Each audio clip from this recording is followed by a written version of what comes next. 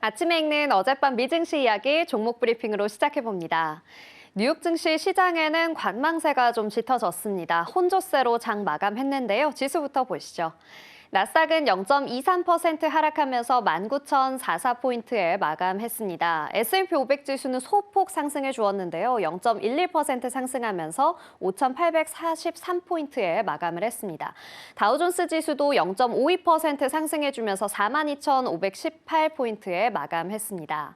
지난주 발표된 고용지표 너무 뜨거워서 증시가 뒷걸음질 쳤다면 이번에 발표된 12월 생산자 물가지수 PPI가 시장을 조금은 식혀줬습니다. 시장의 예상치를 밑도는 12월 PPI 지표가 발표되자 시장은 다시금 소폭 안도하면서 상승 탄력을 받았는데요. 또 트럼프 당선인이 주요국에 대한 관세를 월 2에서 5%포인트씩 점진적으로 인상하는 방안을 검토 중이라는 보도도 인플레이션 우려를 조금 잠재웠습니다.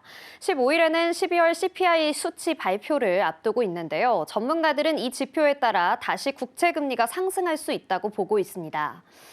간밤의 국채금리는 시장의 안도감에 따라 소폭 하락하며 마감했습니다. 0.44% 하락하면서 4.784%에 마감을 해주었습니다.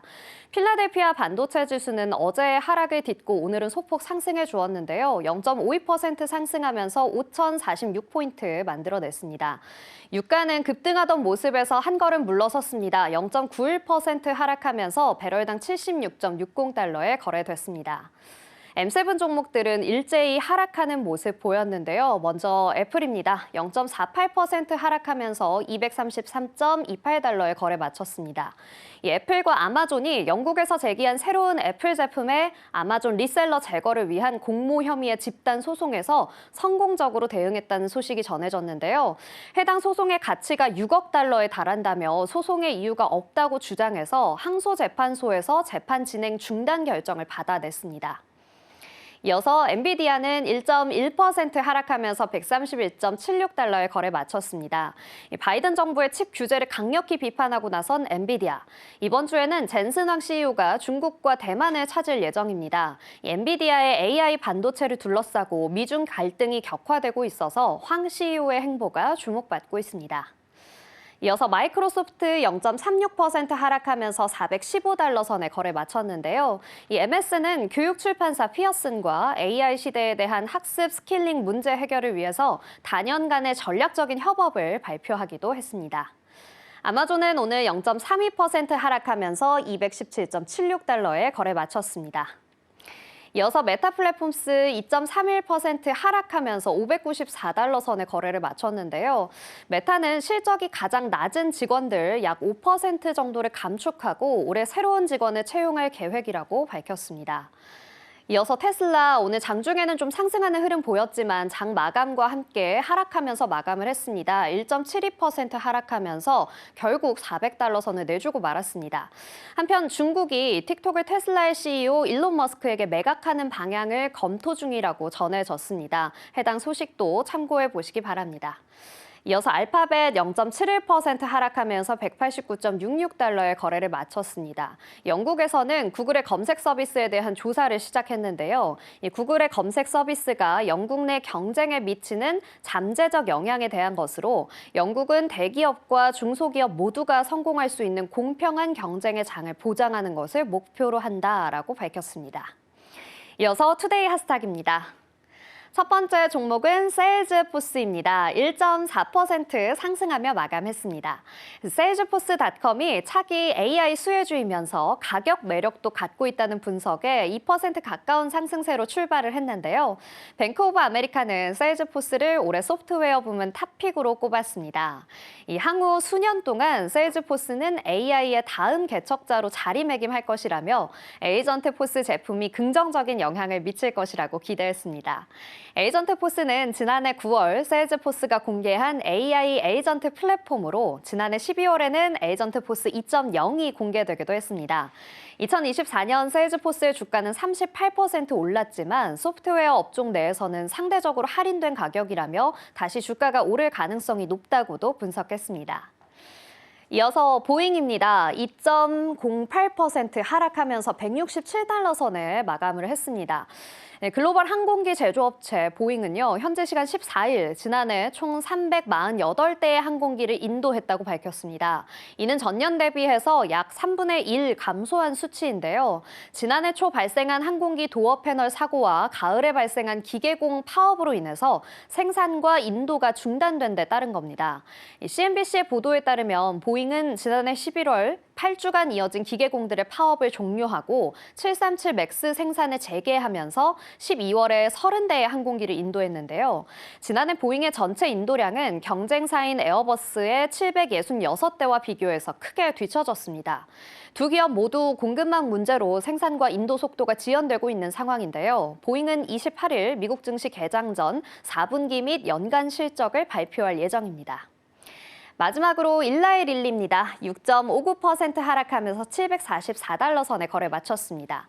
의약품 개발 기업 일라이릴리, 체중 감량 약물 판매 부진에 따라서 실망스러운 4분기 매출 전망을 제시했는데요. 14일 오전부터 일라이릴리의 주가는 4% 가까이 하락하며 출발을 했습니다. 마켓워치의 보도에 따르면 일라이릴리는 4분기 매출이 약 135억 달러에 이를 것으로 예상했는데요. 이는 팩트셋의 예상치 139억 3천만 달러를 하회하는 수치죠. 특히 체중 감량 약물인 마운자로 매출이 35억 달러로 예상치 44억 달러를 크게 밑돌 것으로 전망됐는데요. 젯바운드의 매출 역시 19억 달러로 예상치 21억 4천만 달러에 미치지 못할 전망입니다. 일라이릴리는 2025년 가이던스를 제시하면서 매출을 580억 달러에서 610억 달러 사이로 예상했습니다. 지금까지 아침에 읽는 미증시 종목별 이슈였고요. 저는 잠시 후 글로벌 이슈로 다시 돌아오겠습니다.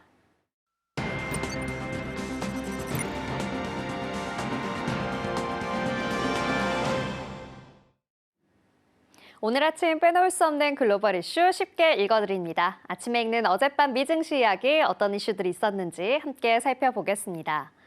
첫 번째 소식입니다. 도널드 트럼프 대통령 당선인은 외국 수입원으로부터 관세, 세금 및 모든 수입을 징수하는 대외 수입청을 만들겠다고 발표했습니다. 트럼프 대통령은 이 정부기관에 대한 더 자세한 내용을 밝히지는 않았는데요. 현재는 미국 세관 및 국경보호국이 관세를 징수하는 업무를 담당하고 있죠. 새로운 기관을 만들어서 관리하겠다는 겁니다.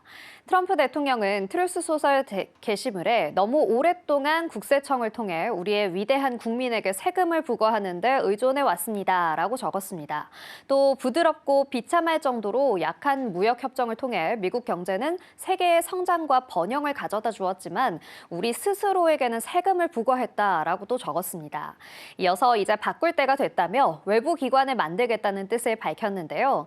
무역을 통해 우리에게서 돈을 버는 자들에게 수수료를 부과하기 시작할 것이고 그들은 마침내 공정한 몫을 지불하기 시작할 것이라며 1월 20일 대외수입청의 탄생일이 될 것이라고 썼습니다. 트럼프 대통령 당선인은 중국 수입품에 대한 관세를 10% 인상하고 캐나다와 멕시코산 제품에 25%의 관세를 부과하겠다고 밝혔습니다.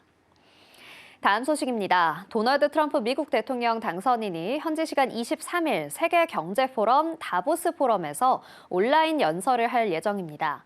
온라인이긴 하지만 트럼프 당선인이 미국 대통령으로서 국제 무대에 복귀를 알리는 첫 모습이 될 것으로 보이는데요.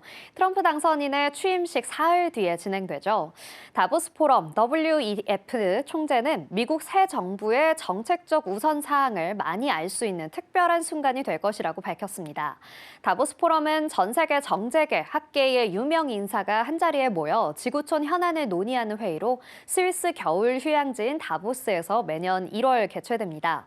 올해 포럼의 주제는 지능형 시대를 위한 협력이라는 주제인데요. 세계 각국에서 350명가량의 정부 고위 관계자와 900명 이상의 기업 CEO, 기타 학계 및 비정부기구 관계자 등이 올해 다보스를 찾는다고 합니다. 다보스 포럼은 회의 세부 의제가 다양하고 매년 바뀌지만 기후변화에 대한 적극적인 대응, 다자주의 무역의 복원, 글로벌 격차 해소 문제 등에 주목하며 각국의 협력을 다짐하는 자리가 되어왔습니다. 따라서 미국 우선주의를 표방하는 트럼프 당선인의 집권은 올해 다보스 포럼에서도 최대 관심사일 수밖에 없는데요. 미국의 정책 노선이 세계 안보와 경제에 불러올 파급 효과를 진단하며 적절한 대응 방안 등을 논의하는 회의가 부쩍 많아질 것이란 관측도 이어지고 있습니다. 다음 소식입니다. 지난해 12월 미국 생산자 물가지수 PPI가 전망치를 밑돌았다는 소식에 14일 가상화폐 대장주 비트코인이 반등하고 있습니다. 미 가상화폐 거래소 코인베이스에 따르면 미 동부 시간 이날 오전 11시 51분 비트코인 한 개당 가격은 24시간 전보다 3.64% 오른 95,570달러에 거래됐습니다. 이날 가격은 한때 97,000달러대까지 상승하는 등 전날 9만 달러 선이 2달 만에 붕괴했던 충격에서 벗어나는 모습입니다. 전일에는 지난해 12월 미국 일자리가 예상 수준을 대폭 웃돌고 채권 금리가 상승하면서 약세를 나타냈던 비트코인이 하루 만에 반등하면서 CNBC는 가상화폐가 인플레이션 우려와 함께 트럼프 2기의 친가상화폐 정책에 대한 낙관론 사이에 갇혀 있다며 투자자들은 가상화폐의 부진함이 1분기 내내 이어질 수 있다고 예상하고 있다고 분석했습니다. 현재 이더리움은 4%가량 오른 3,200달러대, 리플은 5.4%가량 상승한 2.66달러를 나타냈습니다. 솔라나와 도지코인도 하루 만에 반등에 성공했습니다. 다음 소식입니다.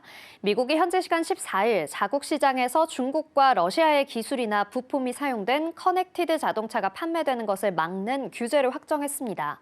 미국에서 제조된 자동차라 하더라도 중국 또는 러시아와 연계성을 가진 제조업체가 생산한 자율주행을 위한 하드웨어 및 소프트웨어가 통합된 차량도 판매가 금지됩니다.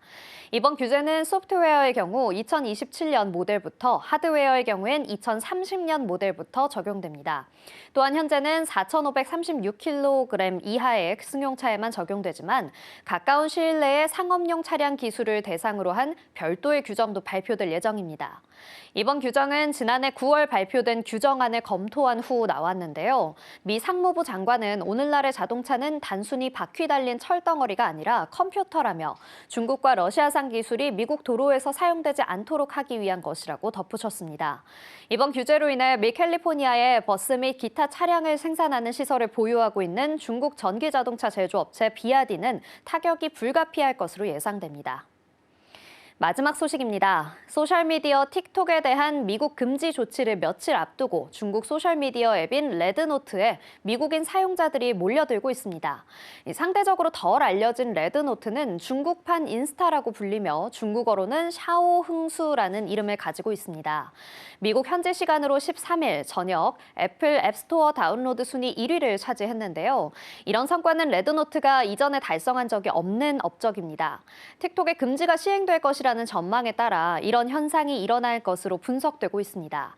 앞서 뉴욕타임스의 미 언론들은 틱톡이 중국의 모 회사인 바이트댄스와의 관계를 끊지 않으면 미국 연방대법원이 틱톡을 금지하는 법을 시행할 것으로 보인다고 전했는데요.